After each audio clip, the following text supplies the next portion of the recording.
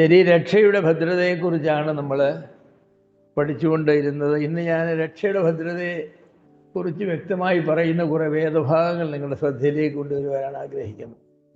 ഞാൻ ഈ വേദഭാഗങ്ങൾ പറയുന്നത് നിങ്ങൾക്ക് കുറിച്ചെടുക്കാം, എന്നിട്ട് കുറേ വേദഭാഗങ്ങൾ നമുക്ക് വായിക്കാം. കർത്താവിലുള്ള വിശ്വാസത്താൽ ഒരാൾക്ക് ലഭിക്കുന്ന രക്ഷ നിത്യരക്ഷയാണ് എന്ന് വ്യക്തമായി പറയുന്ന വേദഭാഗങ്ങളാണ് ഞാൻ ആദ്യം പറയുന്നത്. അതായത് കർത്താവിലുള്ള വിശ്വാസത്താൽ നമുക്ക് ലഭിക്കുന്നത് നിത്യരക്ഷയാണ്. യോഹന്നാൻ 3:15-16, യോഹന്നാൻ 4:14-36, യോഹന്നാൻ 5:24-39, യോഹന്നാൻ 6:47, 51, 54, 68, യോഹന്നാൻ 10:28, യോഹന്നാൻ 12:25, യോഹന്നാൻ 17:2-3, അപ്പോസ്തല പ്രവൃത്തികൾ 13:46-48, റോമർ 6:23, 1 തിമോത്തിയോസ് 1:16, തീത്തോസ് 3:7, 1 യോഹന്നാൻ 1:2, 1 യോഹന്നാൻ 2:25, 1 യോഹന്നാൻ 5:11. അപ്പൊ ഈ വാക്യങ്ങളെല്ലാം പറയുന്നത് നമുക്ക് ലഭിക്കുന്ന രക്ഷ നിത്യരക്ഷയാണെന്നാണ്. പുത്രനിൽ വിശ്വസിക്കുന്നവന് നിത്യജീവനുണ്ട്, ഒരു നാൾ നശിച്ചു പോവുകയില്ല എന്നുള്ള വാക്യങ്ങളാണ് ഇത് പറയുന്നത്. നിങ്ങൾക്ക് തന്നെ വായിച്ചു നോക്കാനുള്ളതേ ഉള്ളൂ. അവിടെയെല്ലാം നിത്യജീവൻ എന്നുള്ള പ്രയോഗം ശ്രദ്ധിക്കണം. യോഹന്നാൻ 4:14-36 ഇങ്ങനെയുള്ള വാക്യങ്ങളാണ് ഈ വാക്യങ്ങളെല്ലാം. അപ്പോൾ വാക്യങ്ങളെല്ലാം പറയുന്നത് വിശ്വസിക്കുന്നവന് നിത്യജീവനുണ്ട്. അപ്പം പിന്നെ നിത്യജീവൻ പോകുമോ എന്നൊക്കെയുള്ള ചോദ്യം ഒരു അപ്രസക്തമായ ചോദ്യമാണ്. ദൈവം ഉണ്ടെന്ന് പറഞ്ഞാൽ പിന്നുണ്ട്, എന്ത് സംഭവിച്ചാലും ഉണ്ട്. ഇനി രണ്ടാമത് ഞാൻ പറയാൻ പോകുന്ന വാക്യങ്ങൾ രക്ഷിക്കപ്പെട്ടവർ ഒരിക്കലും നശിച്ചു പോകുകയില്ല എന്ന് പറയുന്ന വാക്യങ്ങളാണ്. രക്ഷിക്കപ്പെട്ടവർ ഒരിക്കലും നശിച്ചു പോകുകയില്ല. അതും യോഹന്നാൻ 3:15-16 അവർ ഒരിക്കലും നശിച്ചു പോകില്ല. യോഹന്നാൻ 10:28, യോഹന്നാൻ 5:24, യോഹന്നാൻ 11:24-25. ഇനി ഞാൻ പറയാൻ പോകുന്നതായിരിക്കുന്ന വാക്യങ്ങൾ രക്ഷിക്കപ്പെട്ടവർക്ക് ന്യായവിധിയില്ലെന്ന് പ്രസ്താവിക്കുന്ന ഭാഗങ്ങളാണ്. രക്ഷിക്കപ്പെട്ടവർക്ക് ന്യായവിധിയില്ല. റോമർ 8:1, 8:31 തുടങ്ങി 39 വരെ. ഇനി ഞാൻ പറയാൻ പോകുന്ന വാക്യങ്ങൾ രക്ഷഭദ്രമാണെന്ന് പഠിപ്പിക്കുന്ന ഭാഗങ്ങളാണ്. രക്ഷഭദ്രമാണ്. റോമർ 8:29, 35 തുടങ്ങി 39 വരെ. റോമർ 6:14, റോമർ 11:29, എഫേസ്യർ 1:5-6, 2 തിമോത്തിയോസ് 4:18, എബ്രായർ 10:14, 1 യോഹന്നാൻ 5:11-13. ഇനി ഞാൻ പറയാൻ പോകുന്ന വാക്യങ്ങൾ വിശ്വാസികളെ വീഴ്ത്തുവാൻ സാത്താന് കഴിയുകയില്ല എന്ന് സൂചിപ്പിക്കുന്ന വേദഭാഗങ്ങളാണ്. വിശ്വാസികളെ വീഴ്ത്തുവാൻ സാത്താന് കഴിയുകയില്ല. മത്തായി 24:24, യോഹന്നാൻ 14:19, റോമർ 8:10, 38, 39, ഗലാത്യർ 2:20, എഫേസ്യർ 4:30, 2 കൊരിന്ത്യർ 2:14. അപ്പോൾ ഈ വാക്യങ്ങളെല്ലാം പറയുന്നത് രക്ഷ ഭദ്രമാണ്, നഷ്ടപ്പെട്ടു പോവുകയില്ലെന്നാണ്. ഇനി ഞാൻ പറയാൻ പോകുന്ന വാക്യങ്ങൾ രക്ഷ ത്രിയേക ദൈവത്തിൻ്റെ പ്രവർത്തന ഫലമാകിയാൽ ദൈവത്തിൻ്റെ രക്ഷാപ്രവർത്തനം ഭദ്രമാണെന്ന് സൂചിപ്പിക്കുന്ന വേദഭാഗങ്ങൾ. രക്ഷയെന്ന് പറയുന്നത് ത്രിയേക ദൈവത്തിൻ്റെ പ്രവർത്തനമാണ്, അതുകൊണ്ടത് ഭദ്രമാണ് എന്ന് സൂചിപ്പിക്കുന്ന വേദഭാഗങ്ങൾ. ആദ്യം രക്ഷയിൽ പിതാവിനുള്ള പങ്ക്. അതിലെ 1 പിതാവിൻ്റെ ഉദ്ദേശ്യം. റോമർ 8:30, എബ്രായർ 2:9-10, എഫേസ്യർ 1:11-12, 1 കൊരിന്ത്യർ 1:8-9. രണ്ടാമതായിട്ട് പിതാവിൻ്റെ ശക്തി. നമ്മുടെ രക്ഷയ്ക്ക് ഭദ്രതയ്ക്ക് കാരണമാണ് പിതാവിൻ്റെ ശക്തി. യോഹന്നാൻ 10:29, റോമർ 4:21, റോമർ 8:31, 38, 39, റോമർ 14:4, എഫേസ്യർ 1:18 മുതൽ 21 വരെ, എഫേസ്യർ 3:20, ഫിലിപ്പിയർ 3:21, 2 തിമോത്തിയോസ് 1:12, എബ്രായർ 7:25, യൂദ 24, 1 പത്രോസ് 1:4-5, മൂന്നാമത് പിതാവിൻ്റെ സ്നേഹം, എഫേസ്യർ 1:4-5, റോമർ 5:7 മുതൽ 10 വരെ, റോമർ 8:35 തുടങ്ങി 39 വരെ. നാലാമത് പിതാവ് നൽകുന്ന ബാലശിക്ഷ, 1 കൊരിന്ത്യർ 11:30 തുടങ്ങി 32 വരെ, എബ്രായർ 12:4 മുതൽ 13 വരെ. അപ്പോൾ ഇതെല്ലാം പിതാവിൻ്റെ പങ്ക്, പിതാവിൻ്റെ പ്രവർത്തനം നമ്മുടെ രക്ഷയെ ഭദ്രമാക്കുന്നു എന്ന് കാണിക്കുന്ന വാക്യങ്ങളാണ്. ഇനി പുത്രൻ്റെ പങ്ക്, രക്ഷയിൽ പുത്രനുള്ള പങ്ക്. ഒന്നാമത് ക്രിസ്തുവിൻ്റെ മരണത്തെക്കുറിച്ച് പറയുന്ന ഭാഗങ്ങൾ, റോമർ 8:34, 1 കൊരിന്ത്യർ 1:30, 2 കൊരിന്ത്യർ 5:21, എബ്രായർ 10:14. രണ്ടാമത് ക്രിസ്തുവിൻ്റെ ഉയർപ്പ് നമ്മുടെ രക്ഷയെ ഭദ്രമാക്കുന്നു, റോമർ 4:24-25, കൊലോസ്യർ 2:12, കൊലോസ്യർ 3:1 മുതൽ 4 വരെ, എഫേസ്യർ 2:6-7. മൂന്നാമത് ക്രിസ്തുവിൻ്റെ മധ്യസ്ഥത നമ്മുടെ രക്ഷയെ ഉറപ്പാക്കും, 1 യോഹന്നാൻ 1:1 മുതൽ 2:2 വരെ, റോമർ 8:34, റോമർ 5:8 മുതൽ 10 വരെ, എബ്രായർ 9:24, എബ്രായർ 7:23 മുതൽ 25 വരെ, യോഹന്നാൻ 17:1 മുതൽ 26 വരെ, ലൂക്കോസ് 22:31 മുതൽ 34 വരെ. അടുത്തത് രക്ഷയിൽ പരിശുദ്ധാത്മാവിനുള്ള പങ്ക് നമ്മുടെ രക്ഷയെ ഉറപ്പാക്കുന്നു. അതിലൊന്ന് മുദ്രയിടുക എന്ന ജോലി, പരിശുദ്ധാത്മാവിൻ്റെ മുദ്ര. എഫേസ്യർ 1:13-14, എഫേസ്യർ 4:30, 1 കൊരിന്ത്യർ 6:19, 2 കൊരിന്ത്യർ 1:21-22, റോമർ 8:23. 2 നമ്മിലുള്ള പരിശുദ്ധാത്മാവിൻ്റെ വാസം, 1 കൊരിന്ത്യർ 6:19-20, യോഹന്നാൻ 14:16, റോമർ 8:9, 1 യോഹന്നാൻ 2:27, 1 യോഹന്നാൻ 2:27. മൂന്നാമത് പരിശുദ്ധാത്മ സ്നാനം, 1 കൊരിന്ത്യർ 12:13. അടുത്ത ഹെഡിങ് രക്ഷയുടെ സ്വഭാവം, രക്ഷയുടെ ഭദ്രത ഉറപ്പാക്കും. ഒന്നാമത് പുനർജനനം, രക്ഷയെന്ന് പറയുന്ന പുനർജനനമാണ്, 2 കൊരിന്ത്യർ 5:17, 1 പത്രോസ് 1:23. ഒരാൾ ജനിക്കുമ്പോൾ തൻ്റെ പുത്രത്വം അതൊന്നും മാറ്റാൻ കഴിയുന്നതല്ല. അതുപോലെയാണ് പുനർജനനം സംഭവിച്ചവർ ദൈവത്തിൻ്റെ മക്കളാണ്, പുനർജനനത്തെ മാറ്റാൻ കഴിയില്ല. രണ്ടാമത് നീതീകരണം, ദൈവം നീതീകരിച്ചവരെ ആർ കുറ്റം വിധിക്കുമെന്നാണ്, റോമർ 8:23, അപ്പോസ്തല പ്രവൃത്തി 13:38-39. മൂന്നാമത് ക്രിസ്തുവുമായുള്ള ഏകീകരണം, നാം കർത്താവുമായിട്ട് ഒന്നായി തീർന്നിരിക്കുകയാണ്, രണ്ടാക്കാൻ ഒക്കുകയില്ല. ക്രിസ്തുവുമായുള്ള ഏകീകരണം, എഫേസ്യർ 2:6-7, കൊലോസ്യർ 2:10, 3:3, റോമർ 6:4-5, റോമർ 8:17.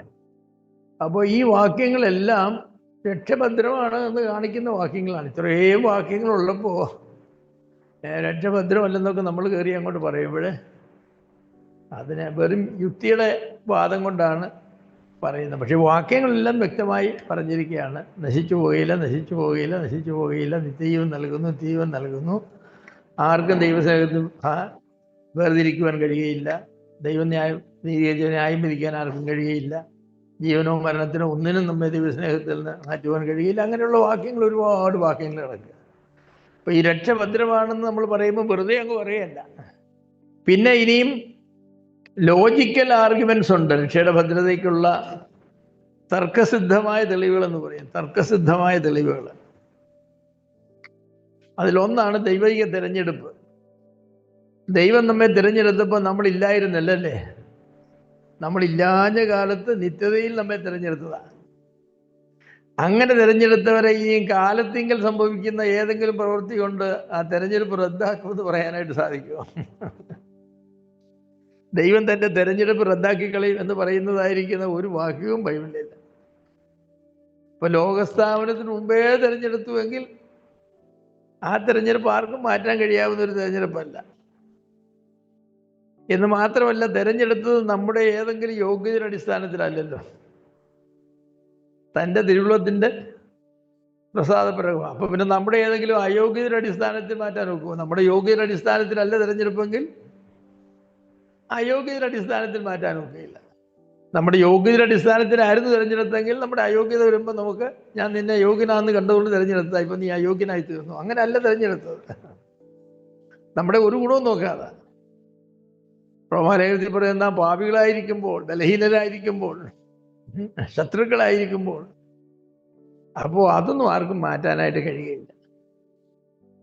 തിരഞ്ഞെടുക്കപ്പെട്ടവരുടെ രക്ഷയ്ക്ക് ആവശ്യമായതെല്ലാം ദൈവം നിവർത്തിക്കുമെന്നാണ് വചനം പറയുന്നത്. മുന്നറിഞ്ഞവരെ വിളിച്ചും വിളിച്ചവരെ നീതീകരിച്ചും നീതീകരിച്ചവരെ തേജസ്കരിച്ചും ഇരിക്കും. രക്ഷയോടുള്ള ബന്ധത്തിൽ സംഭവിക്കേണ്ട 3 കാര്യങ്ങൾ: 1 തെരഞ്ഞെടുപ്പ്, 2 നീതീകരണം, 3 വിശുദ്ധീകരണം. അതെല്ലാം ചെയ്തു കഴിഞ്ഞെന്നാണ് പറയുന്നത്.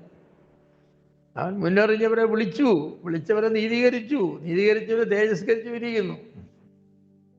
അപ്പൊ ഇനിയും നമ്മുടെ ഏതെങ്കിലും ഒരു തെറ്റുകൊണ്ട് അദ്ദേഹമൊക്കെ മാറ്റി എഴുതുക എന്നൊക്കെ പറയുന്നതേ ദൈവം ചെയ്ത് പൂർത്തീകരിക്കപ്പെട്ട പ്രവൃത്തിയാണ്. ഇതിനെ ദൈവത്തിന് തിരിച്ച് അഴിച്ചു കളയാനൊക്കെ ഇല്ല.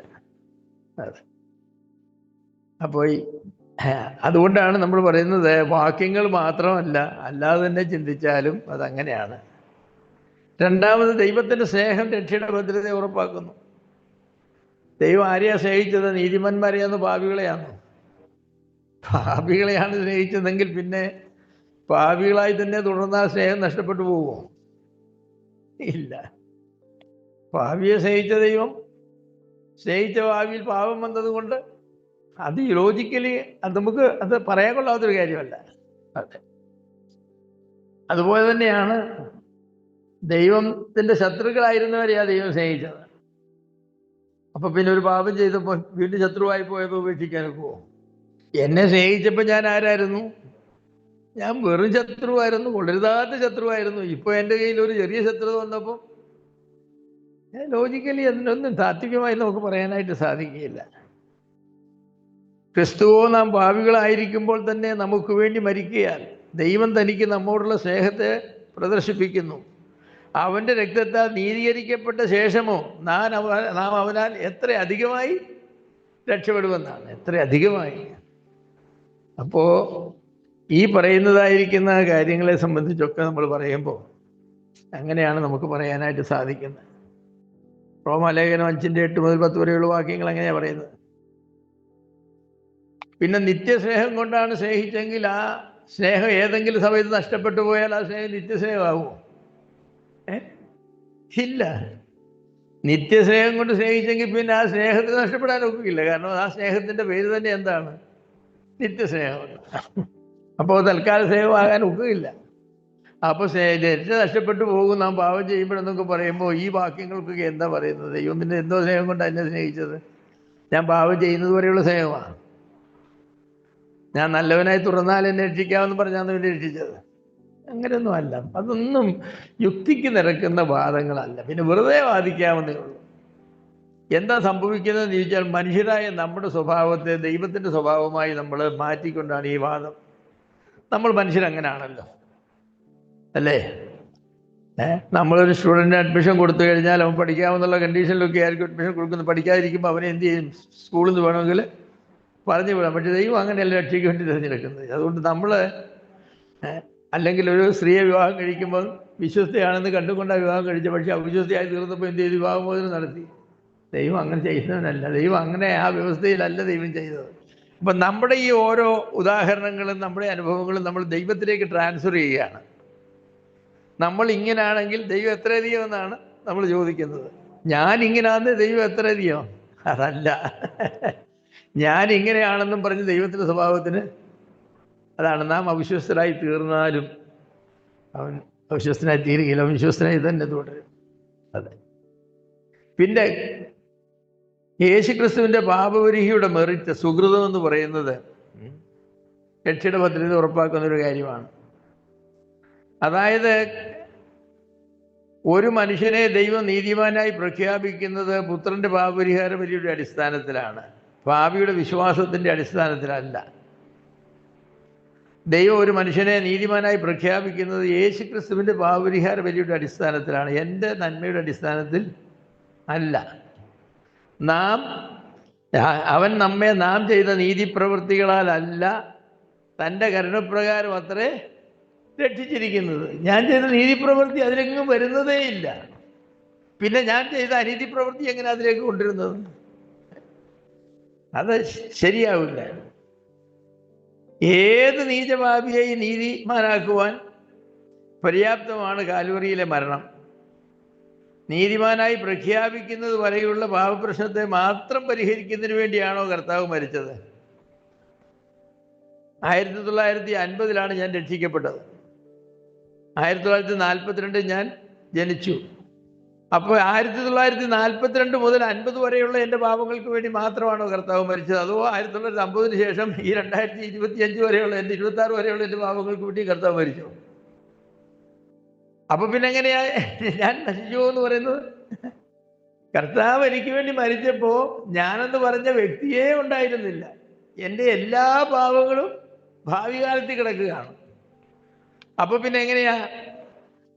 ഭാവി കാലത്തിലാണ് എൻ്റെ സകല പാപങ്ങളെങ്കിലും പിന്നെ ഇപ്പോഴെങ്ങനെയാ ഈ പാപങ്ങൾക്കും എന്നെ തള്ളിക്കളയുന്നത്? അതൊക്കെ യുക്തിക്ക് നിരക്കാത്തൊരു കാര്യമാണ്. സകല പാപവും പോക്കി ശുദ്ധീകരിക്കുന്നു എന്ന് പറഞ്ഞാൽ രക്ഷിക്കപ്പെട്ടത് മുതൽ ഞാൻ ജനിച്ചത് മുതൽ രക്ഷിക്കപ്പെടുന്ന വരെയുള്ള സകല പാപമാണോ? അതോ സകല പാപം എന്ന് പറഞ്ഞാൽ എൻ്റെ ജീവിതത്തിലുള്ള സകല പാപം എന്നാണോ?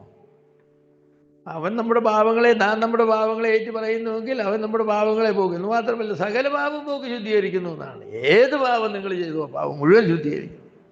അപ്പൊ ഈ വാക്യങ്ങളുടെയൊക്കെ വെളിച്ചത്തിൽ യേശുക്രിസ്തു നമുക്ക് തരുന്ന രക്ഷ നിത്യമല്ലെന്നൊക്കെ നമ്മൾ പറഞ്ഞാൽ കർത്താവിനെ കളിയാക്കുന്നതാണ് ഞാൻ പറയാം. രക്ഷയെപ്പറ്റി മനസ്സിലാക്കാത്തതുകൊണ്ടാണ്.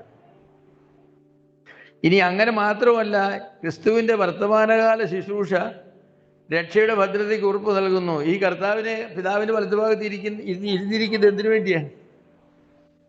ഞാനിവിടെ പാപം ചെയ്യാത്തവനായിട്ട് ജീവിക്കും എന്നുള്ള ഉറപ്പിലാണോ? അല്ല. പിന്നെ ഏതുറപ്പിലാണ് അവിടെ ഇരിക്കുന്നത്? ഈ മധ്യസ്ഥനെന്നും വക്കീലെന്നും ഒക്കെ പറയുന്നത് ആർക്ക് വേണ്ടിയുള്ളതാണ്? പിതാവിൻ്റെ വലതുഭാഗത്ത് ഇരുത്തിയിരിക്കുന്ന ആർക്ക് വേണ്ടിയാ? നീതിമാന്മാർക്ക് വേണ്ടിയാണോ? അല്ല, തെറ്റ് ചെയ്യുന്നവർക്ക് വേണ്ടിയാണ്. നമ്മുടെ തെറ്റുകൾക്ക് വേണ്ടി മധ്യസ്ഥ ചെയ്യാനാണ്, അതിനുവേണ്ടിയാണ്. അപ്പൊ യേശുക്രിസ്തുവിന്റെ വർത്തമാനകാല പ്രവർത്തനം എന്ന് പറയുന്നത് നമ്മുടെ മധ്യസ്ഥനാണ്, നമ്മുടെ അഡ്വക്കേറ്റ് ആണെന്ന് പറയില്ലേ? നമ്മുടെ അഡ്വക്കേറ്റിന്റെ ജോലി എന്താ? തെറ്റ് ചെയ്യാത്തവരുടെ തെറ്റ് വാദിക്കുന്നതാണോ, തെറ്റ് ചെയ്തവരുടെ തെറ്റ് വാദിക്കുന്നതാണോ? ആണോ? എങ്കിൽ പിന്നെ കർത്താവിനെ ഇരുത്തിയിരിക്കുന്നത് എന്തിനാ അവിടെ? എന്ന് പറഞ്ഞാൽ ഇവിടെ തെറ്റ് ചെയ്തുകൊണ്ടിരിക്കുക എന്നാണോ? അതല്ല എൻ്റെ അർത്ഥം. വിശ്വാസികൾക്ക് തെറ്റ് വന്നാൽ ആ തെറ്റിന് പരിഹാരം വരുത്താൻ വേണ്ടിയാണ് പിതാവിൻ്റെ വലതുഭാഗത്ത് കർത്താവിനെ ഇരുത്തിയിരിക്കുന്നത്. അപ്പോൾ നിത്യതയിൽ പിതാവ് പുത്രന് നൽകിയ വ്രതന്മാർ അങ്ങനെയാണല്ലോ. നമ്മളെ ആർക്ക് കൊടുത്തവരാ? പിതാവ് തൻ്റെ പുത്രന് നൽകിയവരാ നമ്മളെ. അത് നിത്യതയിലാണ് നമ്മുടെ എല്ലാവരുടെയും പേരെഴുതി ഇവരെ എല്ലാവരെയും നിനക്ക് ദാനമായി തന്നിരിക്കുന്നു എന്ന് പറഞ്ഞിട്ട് അവസാനം നിത്യത ചെല്ലുമ്പോൾ 5-6 പേരേ ഉള്ളൂ, ബാക്കിയെല്ലാം കൊഴിഞ്ഞു പോയി. എന്താ പുത്ര, എന്താ ചെയ്യാനാ? ഞാൻ നിനക്ക് 50,000 തന്നു, 3 ഉള്ളല്ലോ ഇപ്പോഴും. അങ്ങനെയല്ല, അവരിലാരും നശിച്ചു പോയി. അങ്ങനെയാണ്. ഞാൻ അവർക്ക് നിത്യവൻ കൊടുക്കുന്നു, അവർ ഒരു നാളും നശിച്ചു പോകുകയില്ല. പിതാവ് തന്നവരിലാരും, കർത്താവ് പറഞ്ഞപ്പോൾ ആ ഒരു ദുഷ്ടനുണ്ടല്ലോ യൂദാ എന്ന് പറഞ്ഞ, അവനൊഴികെ ആരും. പുത്രൻ തമ്പുരാൻ അവർക്ക് നിത്യവൻ കൊടുക്കുന്നു, അവ ഒരു നാളും നശിച്ചു പോവുകയില്ല. അതെ. പിന്നെ കർത്താവ് ഉയർപ്പിനെ പറ്റി പറഞ്ഞ, ഞാൻ അവരെ എല്ലാവരും ഉയർത്തെഴുന്നേൽപ്പിക്കുന്ന വാക്യമില്ലേ? ഉണ്ട്. അവരെ എല്ലാവരും ഉയർത്തി. പിതാവ് എനിക്ക് തന്നവരെ എല്ലാം ഞാൻ ഉയർപ്പിക്കും. അപ്പോൾ പിതാവിന് കൊടുത്തവരുടെ ലിസ്റ്റിൽ ഒരാളുണ്ടെങ്കിൽ അവനെ ഉയർപ്പിക്കുന്ന കാര്യം ആരേറ്റു?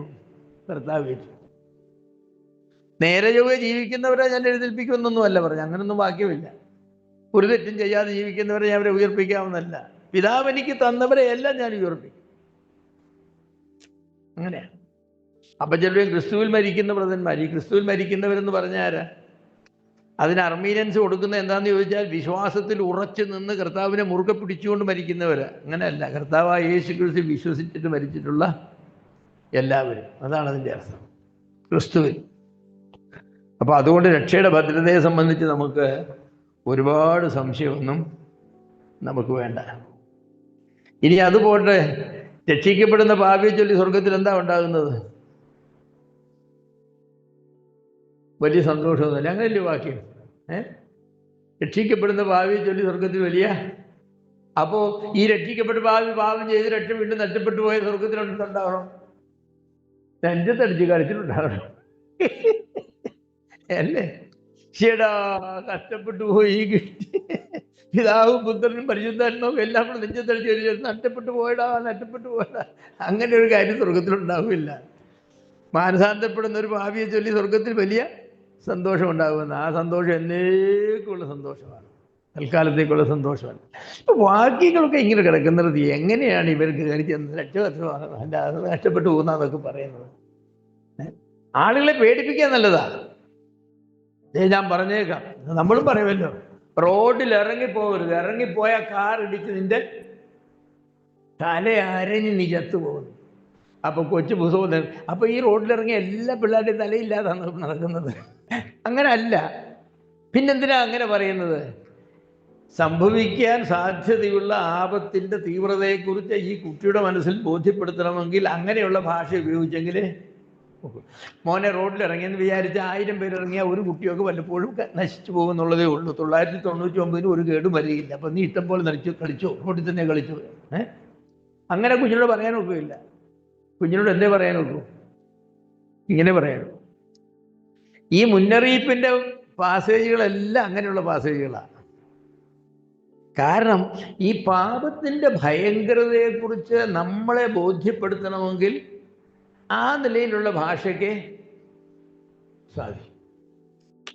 അപ്പോൾ അതുകൊണ്ട് അങ്ങനെയുള്ള ഭാഷ ഉപയോഗിച്ചു എന്നുള്ളത് കൊണ്ട് അത് സംഭവിക്കും എന്നുള്ളതല്ല.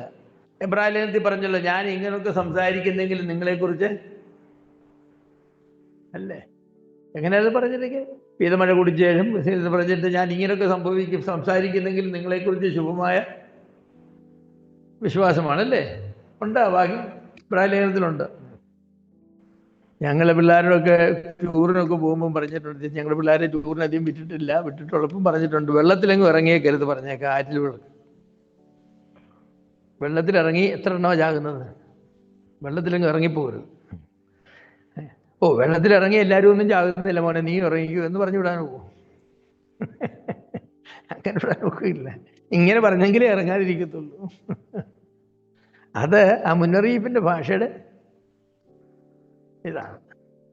അപ്പോൾ അത് ദൈവവചനത്തിന് വന്നത്. മനുഷ്യരായ നമ്മുടെ ദൈവം സംസാരിക്കുമ്പോൾ വളരെ ഗൗരവമായിട്ടാണ് സംസാരിക്കുന്നത്. നാം പാപം ചെയ്യരുത് എന്ന് വിചാരിച്ചും ആഗ്രഹിച്ചും പാപം ചെയ്താലുള്ളതിന് ഭയങ്കരതയെക്കുറിച്ചും സംഭവിക്കാവുന്ന അങ്ങേയറ്റത്തെ കാര്യം പറഞ്ഞുമാണ് പറയുന്നത്. എന്നാൽ രക്ഷഭദ്രമാണെന്ന് കാണിക്കുന്ന ഒരുപാട് വാക്യങ്ങൾ നമ്മൾ ഈ വായിച്ച വാക്യങ്ങളെല്ലാം കിടക്കുകയല്ലേ. ഈ വാക്യങ്ങളെക്കുറിച്ചൊന്നും യാതൊരു സംശയവുമില്ല. അപ്പോൾ ഈ രക്ഷയ്ക്ക് ഭദ്രത ഇല്ലെന്ന് പറയുന്നവർ പറയുന്ന വാദങ്ങളിലൊന്ന്, ദൈവം മനുഷ്യൻ്റെ സ്വാതന്ത്ര്യത്തെ മാനിക്കണം. എന്താ മനുഷ്യൻ്റെ സ്വാതന്ത്ര്യം എന്ന് പറയുന്നത്? അതായത് പാപം ചെയ്യാനും ചെയ്യാതിരിക്കാനും ഉള്ള എൻ്റെ സ്വാതന്ത്ര്യത്തെ ആര് മാനിക്കണം? ദൈവം മാനിക്കണം. രക്ഷ വേണ്ടെന്ന് വെക്കാനുള്ള സ്വാതന്ത്ര്യം എനിക്കുണ്ടെന്നാണ് പറയുന്നത്. അത് ദൈവം മാനിച്ച് എൻ്റെ രക്ഷ വേണ്ടാന്ന് വെച്ചില്ലേ ദൈവം എന്താ ചെയ്യുന്നത്? എൻ്റെ സ്വാതന്ത്ര്യത്തിന് കടന്നാക്രമണം നടത്തുക എന്നുള്ള. ഞാൻ ചോദിക്കട്ടെ, മനുഷ്യനെ ദൈവം സ്വതന്ത്രനായിട്ട് സൃഷ്ടിച്ചെന്ന ആളുകൾ പറയുന്നത് നിങ്ങളങ്ങനെ വിശ്വസിക്കുന്നുണ്ടോ? ഞാനങ്ങനെ വിശ്വസിക്കുന്ന ഒരാളല്ല. ആദമിനെ തോട്ടത്തിലാക്കി വെച്ചിട്ട് എന്തോ ആദമിനോട് പറഞ്ഞത്? നിനക്ക് ഈ തോട്ടത്തിലുള്ള എല്ലാ വൃക്ഷങ്ങളുടെയും ഫലം തിന്നാം. അപ്പോൾ സ്വാതന്ത്ര്യം ഉണ്ടല്ലോ? ഉണ്ട്. എന്നാൽ അപ്പോൾ അവന് സ്വാതന്ത്ര്യം ഉണ്ടോ എല്ലാ വൃക്ഷത്തിനെയും തിന്നാൻ? ഇല്ല. സ്വാതന്ത്ര്യം ആണുണ്ടെങ്കിൽ എന്താ പറയേണ്ടത്? നന്മതിന്മകളുടെ വൃക്ഷത്തിൻ്റെ ഫലവും അറിവിൻ്റെ ബലവും ഉണ്ട്, നിനക്ക് ഇഷ്ടമുള്ളത് നിനക്ക് തിന്നാം, നിനക്ക് അതിനുള്ള സ്വാതന്ത്ര്യം ഞാൻ തന്നിരിക്കുന്നു. അങ്ങനെയല്ലേ പറയേണ്ടത്? അങ്ങനെയാണോ പറഞ്ഞത്? തിന്നു പോകരുത്, തിന്നുന്ന നാളിൽ നീ മരിക്കും. അപ്പോൾ പിന്നെ സ്വാതന്ത്ര്യം എവിടെയാണ്? അപ്പോൾ എവിടെയാ ദൈവം മനുഷ്യനോട് പറഞ്ഞത് നിനക്ക് ഇഷ്ടമുണ്ടേ പാപം ചെയ്യാം, ഇഷ്ടമില്ലേ പാപം ചെയ്യേണ്ടത്? ദൈവം മനുഷ്യന് കൊടുത്തത് സ്വാതന്ത്ര്യമല്ല, കൊടുത്തത് കഴിവാണ്. തോട്ടത്തിലെ എല്ലാ വൃക്ഷങ്ങളുടെയും ഫലം തിന്നാനുള്ള കഴിവ് നിനക്കുണ്ട്. പക്ഷേ ആ കഴിവ് നീ എൻ്റെ ഇഷ്ടത്തിനെതിരായിട്ട് ഉപയോഗിച്ചാൽ അതിൻ്റെ ഭവിഷ്യത്ത് നീ അനുഭവിക്കും. അതാണ്. അപ്പം മനുഷ്യന് സ്വാതന്ത്ര്യം കൊടുത്തെന്നും സ്വതന്ത്രനായിട്ടാണ് മനുഷ്യനെ സൃഷ്ടിച്ചെന്നൊക്കെ പറഞ്ഞ് വെറും നുണയാന്നേ. ദൈവം മനുഷ്യന് കഴിവ് നൽകി. എനിക്കൊരു മനുഷ്യനെ കൊല്ലാനുള്ള കഴിവുണ്ടെന്ന് പറഞ്ഞ് എനിക്ക് സ്വാതന്ത്ര്യമുണ്ടോ? സർജന് തൻ്റെ കയ്യിരിക്കുന്ന കത്തി കൊണ്ടുള്ള കഴുത്തറുത്താൻ ഉണ്ടോ? ഇല്ല. കഴിവുണ്ട്, പക്ഷെ സ്വാതന്ത്ര്യമില്ല. കഴിവും സ്വാതന്ത്ര്യവും ഒന്നല്ല. അവിടെയാണ് വേദശാസ്ത്രികൾക്ക് തെറ്റിപ്പോയത്. അതുകൊണ്ട് ദൈവം മനുഷ്യനെ സ്വതന്ത്രനായി സൃഷ്ടിച്ചു എന്ന് പറയുന്നത് തെറ്റാണ്. ദൈവം മനുഷ്യനെ കഴിവുള്ളവനായിട്ട് സൃഷ്ടിച്ചു. താൻ ചെയ്യുന്നത് ചെയ്യുവാൻ, തനിക്കിഷ്ടമുള്ളത് ചെയ്യുവാൻ കഴിവുള്ളവനായി സൃഷ്ടിച്ചു. പക്ഷേ അങ്ങനെ ചെയ്യരുത്, ദൈവത്തിന് ഇഷ്ടമുള്ളത് ചെയ്യാവൂ എന്ന് ദൈവം മനുഷ്യനോട് കൽപ്പിച്ചിരുന്നു. തൻ്റെ കഴിവ് ദൈവത്തിൻ്റെ ഇഷ്ടത്തിനെതിരെ ഉപയോഗിച്ചാൽ എന്ത് സംഭവിക്കും? ഭയങ്കരമായ ഭവിഷ്യത്ത് സംഭവിക്കും. പഴം തിന്നാൽ നീ മരിക്കും, പിന്നെ തോട്ടത്തിൽ നിന്ന് പുറത്താക്കും. അപ്പം ഈ അടിസ്ഥാനപരമായ പ്രസ്താവനയിൽ തന്നെ മനുഷ്യൻ തെറ്റിപ്പോയി. എല്ലാ വേദശാസ്ത്രികളും പറയുന്നത് അങ്ങനെയാണ്, നമ്മുടെ സഹോദരന്മാരും പറയുന്നത് അങ്ങനെയാണ്. ദൈവം മനുഷ്യനെ സ്വതന്ത്രമായി സൃഷ്ടിച്ചു. എവിടെ, ഞാൻ ചോദിക്കുന്നത് എവിടെയായി? ഏത് വാക്യമാണ് നിങ്ങൾ പറഞ്ഞത്? ബൈബിൾ ഏതെങ്കിലും ഒരു വാക്യമുണ്ടോ സ്വതന്ത്രമായി സൃഷ്ടിച്ചത്? എൻ്റെ കയ്യിൽ ഒരു മുട്ടായി, ഈ കയ്യിൽ കൊണ്ടൊരു മുട്ടായി ഉണ്ട്. കൊച്ചിനെ വിളിച്ചിട്ട് മോനെ നിനക്ക് ഇഷ്ടമുള്ള മുട്ടായി എടുത്തോളാൻ പറഞ്ഞു. എന്നിട്ട് അവൻ ഈ ഇടത്തെ കയ്യിൽ മുട്ടായി എടുത്ത് ഞാൻ ഒരൊറ്റ അടി കൊടുത്തു. ശരിയാണോ? ദൈവം അതല്ലേ ആദവനോട് ചെയ്തത്? സ്വതന്ത്രനായിട്ട് സൃഷ്ടിച്ചെങ്കിൽ എടാ 2 പഴമുണ്ട്, നിനക്ക് ഇഷ്ടമുള്ള പഴം പറിച്ചു തന്നു. ഒരു പഴം പറിച്ചു തന്നു, ഒരു അടിയും കൊടുത്തു, തോട്ടത്തിൽ നിന്ന് പുറത്താക്കി. അങ്ങനെ അല്ല. ഞാൻ കുഞ്ഞിനോട് പറയുന്നു, ഈ പൊട്ടായി നീ എടുക്കരുത്, ഇത് എടുത്താൽ നിനക്ക് മാരകമായ രോഗം ഉണ്ടാകുമോനെ, ഈ കയ്യിലെ മുട്ടായി എടുത്തു എന്ന് പറഞ്ഞു. എന്ന് പറഞ്ഞിട്ട് അവൻ ഈ കയ്യിലെ മുട്ടായി അല്ലാതെ ഈ കയ്യിലെ മുട്ടായി എടുത്ത് വായിലിട്ട് ഞാൻ ഒരു അടി കൊടുത്തു. ഞാൻ ചെയ്തത് തെറ്റാന്നോ? തെറ്റല്ല. ഞാൻ അവന് കഴിവ് കൊടുത്തു. നിനക്ക് കഴിവുണ്ട്, ഈ മുട്ടായി എടുക്കാനും കഴിവുണ്ട്, ഈ മുട്ടായി എടുക്കാനും കഴിവുണ്ട്. പക്ഷേ ഈ മുട്ടായി എടുക്കാൻ നിന്റെ കഴിവിനെ ഉപയോഗിക്കരുത്, ഈ മുട്ടായി എടുക്കാൻ നിന്റെ കഴിവിനെ ഉപയോഗിക്കാം. ദൈവം മനുഷ്യനെ അങ്ങനെയാണ് സൃഷ്ടിച്ചത്. അതുകൊണ്ട് ഈ പറയുന്ന രക്ഷയ്ക്ക് ഭദ്രതയില്ലെന്ന് പറയുന്ന ആളുകളുടെ എല്ലാം ചിന്തയുടെ അടിസ്ഥാനത്തിൽ കിടക്കുന്ന എന്തുവാണെന്നറിയാമോ? ദൈവം മനുഷ്യനെ സ്വതന്ത്രനായിട്ടാണ് സൃഷ്ടിച്ചത്. ആ സ്വാതന്ത്ര്യത്തിൻ്റെ മേൽ കടന്നുകയറ്റം ചെയ്തുകൊണ്ട് ദൈവം ഒരുത്തരെയും നിർബന്ധിച്ച് അവന് ഇഷ്ടമില്ലാത്തതായിരിക്കുന്ന സ്വർഗത്തിലേക്ക് കൊണ്ടുപോകില്ലെന്ന്. അത് ദൈവം ചെയ്യുന്നത് തെറ്റാണെന്ന്. അങ്ങനെയല്ല. ദൈവം തൻ്റെ സർവാധികാര കൃപയിൽ നിത്യനരകത്തിന് മാത്രം യോഗ്യരായ കുറേ ആളുകളെ നിത്യസ്വർഗത്തിന് വേണ്ടി താൻ തിരഞ്ഞെടുത്തു. അവരെ നിത്യസ്വർഗത്തിൽ എത്തുമെന്നുള്ള കാര്യം ദൈവം ഉറപ്പുവരുത്തി. അതാണ് ദൈവം ചെയ്തത്. അപ്പോൾ ഈ തെറ്റായിരിക്കുന്ന ഒരു എന്താണ് സ്വാതന്ത്ര്യത്തെക്കുറിച്ചുള്ള തെറ്റായ കാഴ്ചപ്പാടിൽ നിന്നുകൊണ്ടാണ് ഇവരെല്ലാവരും ഈ രക്ഷയ്ക്ക് ഭദ്രതയുണ്ടോ, ഈ രക്ഷയ്ക്ക് ഭദ്രതയില്ലെന്നൊക്കെ പറയുന്നത്. ഞാൻ ചോദിക്കട്ടെ, പാപം ചെയ്യാൻ നമുക്ക് എല്ലാവർക്കും കഴിവുണ്ട്, പക്ഷെ നമുക്ക് ആർക്കെങ്കിലും ഉള്ള സ്വാതന്ത്ര്യമുണ്ടോ? ഇല്ലല്ലോ. സ്വാതന്ത്ര്യം ചെയ്യാൻ നമുക്ക്, പാപം ചെയ്യാൻ നമുക്ക് സ്വാതന്ത്ര്യം ഉണ്ടായിരുന്നെങ്കിൽ അതിനെ ആര് മാനിക്കണമായിരുന്നു? ദൈവം മാനിക്കണമായിരുന്നു. കാരണം ദൈവം എന്ന് പറയുന്നത്, നിനക്ക് ഞാൻ തന്ന കഴിവ് നീ ഉപയോഗിച്ചു മോനെ, നിനക്കതിനുള്ള സ്വാതന്ത്ര്യമുണ്ട്, ഞാനതിനെ മാനിക്കുന്നു. അങ്ങനല്ല ദൈവം പറയുന്നു. പാപം ചെയ്യാനുള്ള കഴിവ് എനിക്ക് ദൈവം തന്നിട്ടുണ്ട്. ആ കഴിവ് അതിൽ തന്നെ തെറ്റല്ല. ആ കഴിവ് തെറ്റിന് വേണ്ടി ഉപയോഗിക്കുമ്പോഴാണ് ആ കഴിവ് തെറ്റായിത്തീരുന്നത്. മനുഷ്യൻ്റെ കഴുത്തിറക്കാൻ ഡോക്ടർക്ക്, സർജന് കഴിവുണ്ടെന്ന് പറയുന്ന കഴിവ് അതിൽ തന്നെ തെറ്റാണോ? അറക്കാനുള്ള കഴിവുള്ളത് കൊണ്ടാണ് വയറ് കീറുകയും ഹാർട്ട് കീറുകയും ഒക്കെ ചെയ്യുന്നല്ലേ. പക്ഷെ ആ കഴിവ് അരുതാത്തരത്ത് ഉപയോഗിക്കുമ്പോൾ ആ കഴിവ് എന്തായിത്തീരുന്നു? തെറ്റായിട്ട് തീരുന്നു. അതാണ്. തിന്നാൻ മാത്രമല്ല മനുഷ്യന് കഴിവുണ്ടായിരുന്നത്, തിന്നാതിരിക്കാനും കഴിവുണ്ടായിരുന്നു. ദൈവം മനുഷ്യനെ അങ്ങനെയാണ് സൃഷ്ടിച്ചത്. തിന്നാനും തിന്നാതിരിക്കാനും കഴിവുള്ളവനായിട്ടാണ് സൃഷ്ടിച്ചത്. തിന്നാൻ മാത്രമേ കഴിവുണ്ടായിരുന്നുള്ളൂ, തിന്നാതിരിക്കാൻ കഴിവില്ലായിരുന്നു പറഞ്ഞാൽ കഴിവുകൊണ്ട് പ്രയോജനമില്ല. തിന്നാനും തിന്നാതിരിക്കുവാനും കഴിവുണ്ടായിരുന്നു. ആ കഴിവ് എങ്ങനെ ഉപയോഗിക്കണം എന്ന് മനുഷ്യൻ തന്നെ നിശ്ചയിക്കണം. അതെ, അതിനെ നമുക്ക് സ്വാതന്ത്ര്യം എന്ന് പറയാൻ ഒക്കില്ല, അതിനെ കഴിവിൻ്റെ ഉപയോഗം എന്നേ പറയാൻ ഒക്കും. അപ്പോൾ ശരിയായിട്ട് നമ്മൾ നിർവചിച്ചില്ലെങ്കിൽ തെറ്റായിരിക്കുന്ന വേദശാസ്ത്രപരമായ നിഗമനങ്ങളിലേക്ക് നമ്മൾ എത്തിച്ചേരും, അതിന് യാതൊരു സംശയവുമില്ല. പിന്നെ അവർ പറയുന്നതായിരിക്കുന്ന ഒരു കാര്യം, പാപം ചെയ്താലും രക്ഷ നഷ്ടമാകില്ലെന്ന് പറഞ്ഞാൽ അത് ദുർനടപ്പിന് ഹേതുവാകുമെന്നാണ്. അത് ദുർനടപ്പിന് ഹേതുവാകും. ഒരു കുഞ്ഞിനെ വിളിച്ചിട്ട് നീ എങ്ങനെ നടന്നാലും എൻ്റെ മോനെ, നീ എന്ത് തരാ, നീ ഡ്രഗ്സ് അടിച്ചാലും, നീ കള്ളടിച്ചാലും, കഞ്ചാവ് അടിച്ചാലും, നീ എന്ത് ചെയ്താലും നീ എൻ്റെ മോനാന്ന് പറഞ്ഞാൽ അവരെന്ത് ചെയ്യും? ഞാൻ കല്യാണം കഴിച്ചപ്പോൾ ഗ്രേസിനോട് പറഞ്ഞത്, ഗ്രേസ് എന്നോടും പറഞ്ഞത് എന്താണ്? മരണം നമ്മെ വേർപിരിക്കുന്നത് പോലെ നാം തമ്മിൽ വേർപിരിയാത്തതാകുന്നു, അല്ലേ? അല്ലാതെ ഞാൻ തെറ്റ് ചെയ്യുന്നവരെ വേർപിരിയുന്നോ, നീ തെറ്റ് ചെയ്യുന്നവരെ അങ്ങനെയാന്ന് പറഞ്ഞത്? അങ്ങനല്ല പറഞ്ഞത്. അങ്ങനെ പറഞ്ഞിരുന്നെങ്കിൽ ചിലപ്പോൾ തെറ്റ് ചെയ്തേനെ. ഇങ്ങനെ പറഞ്ഞുകൊണ്ടാണ് ഞങ്ങൾ വേർപിരിയാത്തത്. എങ്ങനെ? മരണം വേർപിരിക്കുന്നത് പോലെ നമ്മൾ തമ്മിൽ വേർപിരിയില്ലെന്നാണ് പറഞ്ഞിട്ടുള്ളത്. അതുകൊണ്ട് നീ തെറ്റ് ചെയ്താലും ഞാൻ നിന്നെ കളയില്ല, ഞാൻ തെറ്റ് ചെയ്താലും നിനക്ക് എന്നെ കളയാൻ ഒക്കില്ല. അപ്പം എനിക്ക് തെറ്റ് ചെയ്യാമോ എന്ന് ചോദിച്ചാൽ ആ ഭാര്യ എങ്ങനെയുള്ള ഭാര്യയായിരിക്കും? അപ്പം ആളുകൾ പറയുന്നത് ദൈവം ഇങ്ങനെ ഒരു ചുറ്റിയും കൊണ്ട് നിന്നെ ഇടിച്ചിപ്പോൾ കൊല്ലും എന്നും പറഞ്ഞ് തലക്കടിച്ച് ഇപ്പം കൊല്ലുമെന്നും പറഞ്ഞ് നടന്നില്ലെങ്കിൽ ഇവൻ എന്ത് ചെയ്യും? അങ്ങനെ അല്ല, അത് നമ്മൾ രക്ഷയെക്കുറിച്ച് നമ്മൾ തെറ്റായിട്ട് മനസ്സിലാക്കുന്നതാണ്. പാപിയായ എന്നെ ഇത്രമാത്രം വലിയ വില കൊടുത്ത് ദൈവം തമ്പുരാൻ തൻ്റെ പുത്രനെ ബലി കഴിപ്പിച്ച് മഹാദുഷ്ടനും പാപിയുമായിരുന്നു എന്നെ രക്ഷിച്ച ശേഷം ഞാൻ അവനെ എത്രയധികം സ്നേഹിക്കണം, എത്രയധികം അനുസരിക്കണം, എത്രയധികം ആരാധിക്കണം, അങ്ങനെയല്ലേ ഞാൻ പറയേണ്ടത്? അതാ പറയേണ്ടത്. അതിന് പകരം പാപിയായിരുന്ന എന്നെ, പാപിയായപ്പോൾ എന്നെ സ്നേഹിച്ച് രക്ഷിച്ചെങ്കിൽ ഇനിയും പാപം ചെയ്താലും കളയില്ല, അപ്പം ഞാൻ എത്രയധികം പാപം ചെയ്യേണ്ടതാ എന്ന് പറയുന്നവർക്ക് സുബോധമില്ല. അവർക്ക് മാനസിക രോഗികളാണ് ഞാൻ പറയുന്നത്. അവരെക്കുറിച്ച് മാനസിക രോഗികളാണ്, സുബോധമായി ചിന്തിക്കുന്നവരല്ല. അപ്പോൾ ഈ തെറ്റ് ചെയ്താൽ രക്ഷ നഷ്ടപ്പെടുകയില്ലെന്ന് പറഞ്ഞു പോയെങ്കിൽ ഉടനെ അത് അധാർമികത, ദുർനടപ്പാകുമെന്ന് പറയുന്നവരെ എനിക്ക് തോന്നുന്നു അവർ ദുർനടപ്പ് നടത്താത്തതിൻ്റെ ഏക കാര്യമെന്ന് പറഞ്ഞാൽ ഒരു ബോംബ് അവരുടെ നെഞ്ചത്ത് ദൈവത്തിലാ വെച്ച് കെട്ടിയിരിക്കുന്നതുകൊണ്ടാണ്.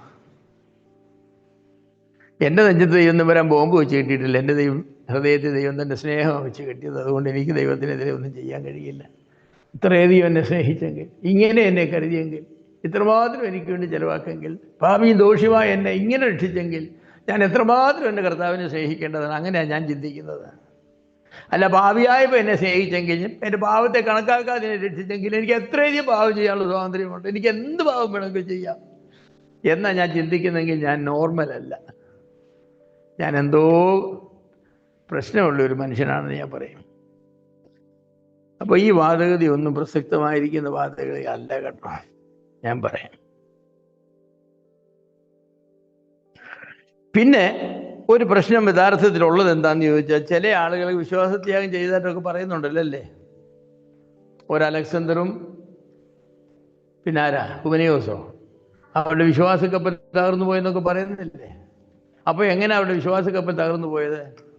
അതിനെപ്പറ്റി പറയാൻ കഴിയുന്ന രണ്ട് കാര്യം മനുഷ്യനെ പറയാൻ കഴിഞ്ഞാൽ, അവരൊക്കെ വിശ്വാസം ഉണ്ടെന്നും പറഞ്ഞ് വിശ്വസിച്ചവരാണെന്നും പറഞ്ഞ് നടന്നുകയും സഭയിൽ ശുശ്രൂഷയുകയും ചെയ്തവരാണ്. പക്ഷേ കുറച്ച് കഴിഞ്ഞപ്പോൾ അവരുടെ വിശ്വാസക്കപ്പൽ മുങ്ങിപ്പോയി എന്ന് പറഞ്ഞാൽ ഞാൻ പറയാം, അവർ യഥാർത്ഥത്തിൽ വിശ്വസിച്ചവർ ആയിരുന്നില്ല. വിശ്വാസം ഉണ്ടെന്ന് അവകാശപ്പെട്ടവരാണ്, പക്ഷേ യഥാർത്ഥ വിശ്വസിച്ചവരല്ല. ഇനി അവർ യഥാർത്ഥത്തിൽ വിശ്വസിച്ചവരാണ്, ദൈവം തമ്പുരാനെ മുങ്ങിയെടുത്തു എന്ന കപ്പൽ എന്ത് ചെയ്യും? പൊക്കിയെടുത്തുകൊണ്ട് വരുമെന്നാണ് ഞാൻ പറയുന്നത്. കാരണം ഈ ബാലശിക്ഷ വെച്ചിരിക്കുന്നത് എന്തിനാണ്? മക്കളായതുകൊണ്ട്. പിന്നെ എന്തിനാ മക്കളായതുകൊണ്ട് തല്ലിക്കൊണ്ടിരിക്കണമെന്ന് നിർബന്ധമല്ലോ ഉണ്ടോ? ഈ ബാലശിക്ഷ ചെയ്യുന്നത് എന്തിനാന്ന് ചോദിച്ചാൽ, ഈ ബാലശിക്ഷ മുഖാന്തരം ഞാൻ എൻ്റെ തെറ്റുകളെ തിരുത്തി വീണ്ടും എൻ്റെ ദൈവസന്നിധിയിലേക്ക് വരണം. ഞാൻ രക്ഷിക്കപ്പെട്ടവനായതുകൊണ്ടും ദൈവത്തിൻ്റെ പൈതലായതുകൊണ്ടുമാണ് എന്നെ. അല്ലെങ്കിൽ എന്നെ അടിക്കുമോ? ഞാൻ എൻ്റെ മക്കളെ നന്നായിട്ട് തല്ലിയിട്ടുണ്ട്, എൻ്റെ അപ്പച്ചൻ എന്നെ നന്നായിട്ട് തല്ലിയിട്ടുണ്ട്. എൻ്റെ അപ്പച്ചൻ അയൽക്കാട്ട് പിള്ളേരെ ആരെയും തല്ലുന്നതായിട്ട് ഞാൻ കണ്ടിട്ടില്ല. എന്താ സാറേ ഞങ്ങളുടെ പിള്ളേരെ കൊണ്ട് വിളിച്ചണ്ട് കൊടുക്കാഞ്ഞെന്ന് ചോദിച്ചാൽ അപ്പച്ചൻ പറയാം, എൻ്റെ പിള്ളേരില്ലാത്തതുകൊണ്ട്. നിങ്ങളുടെ പിള്ളേരെ നിങ്ങൾ തന്നെ.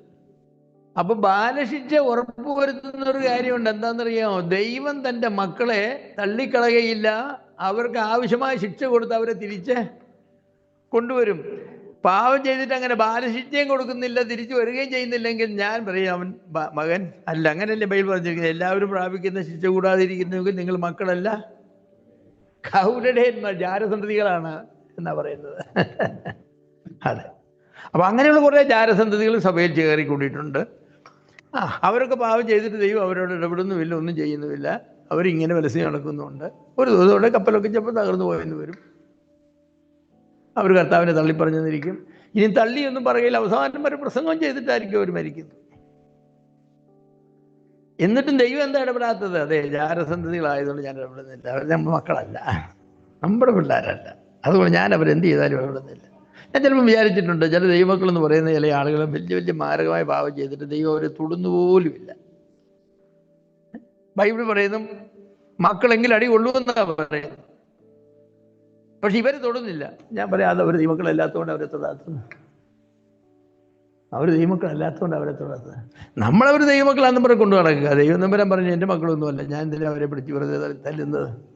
പിന്നെ ദൈവം അവരെ തല്ലുന്നത്, ദൈവം അവരെ നീക്കം ചെയ്യുന്ന ഒരു സന്ദർഭമുണ്ട്. എപ്പോഴാണെന്നറിയാമോ? ദൈവമക്കൾക്കും ദൈവസഭയ്ക്കും, ദൈവമക്കളുടെ നിലനിൽപ്പിനും ദൈവസഭയുടെ നിലനിൽപ്പിനും അവർ ബാധകമായിട്ട് തടസ്സമായി വരുന്ന സന്ദർഭങ്ങളിൽ മാത്രമേ ദൈവം അവരുടെ കാര്യത്തിൽ ഇടപെടൂ. അല്ലാത്ത കാര്യത്തിൽ ഇടപെടില്ല.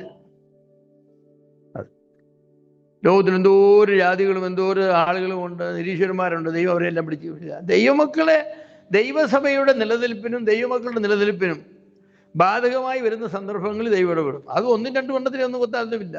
എത്രയോ ദൈവമക്കളാണ്. ഇപ്പം ഇന്നത്തെ പേപ്പറിൽ കിടക്കുന്ന കണ്ടു, ഒരാളെ UP-യിൽ മതപരിവർത്തനം ചെയ്തെന്നും പറഞ്ഞ് പിടിച്ച് ജയിലിലാക്കി. ഉടനെ തന്നെ ബോംബ് പൊട്ടുകയൊന്നും ചെയ്യുന്നില്ല. ദൈവാകാശം നട്ട് ഇടിയൊന്നും മുഴക്കി അവരാരും കൊല്ലുകയൊന്നും ചെയ്യുന്നില്ല. കാരണം ദൈവത്തിന് ഒന്നല്ല 9000 എണ്ണത്തിനെ പിടിച്ച് ജയിലിലിട്ടാലും ദൈവത്തിൻ്റെ പരിപാടിക്ക് വരുമ്പോൾ ഹാനിയും വരുമോ? അങ്ങനെ ആയിരുന്നെങ്കിൽ 1-ാം നൂറ്റാണ്ട് തുടങ്ങി ഈ രക്തസാക്ഷികളെല്ലാം മരിച്ചപ്പോൾ സഭയില്ലാതെ ആകണമായിരുന്നല്ലോ.